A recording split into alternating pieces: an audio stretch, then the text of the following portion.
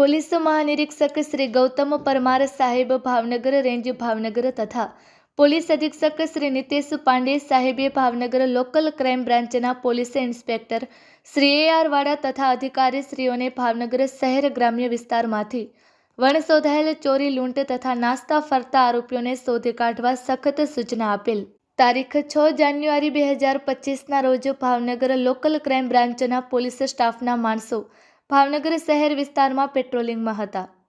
તે દરમિયાન બાતમી મળેલ કે ભાવનગર ઘોઘા રોડ પોલીસ સ્ટેશનમાં દાખલ થયેલ મારામારીના ગુન્હામાં પકડવાના બાકી આરોપી રાહુલભાઈ રમેશભાઈ બારૈયા રહે અકવાડા ભાવનગર વાળો લાલ કલરનું ટી-શર્ટ તથા કાળા કલરનું પેન્ટ પહેરીને હાલ અકવાડા ગુરુકુળ સામે રોડ ઉપર ઉભેલ છે.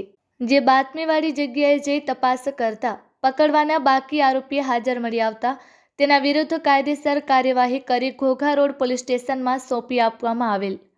પકડવાના બાકી આરોપી રાહુલભાઈ રમેશભાઈ બારૈયા ઉંમર વર્ષ 21 રહે પીરવાડા શેરી Ghogha road Akwada Bhavnagar.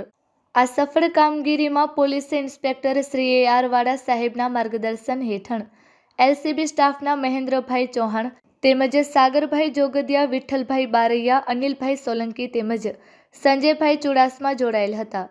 Report by Ejaz Shaikh Bhavnagar.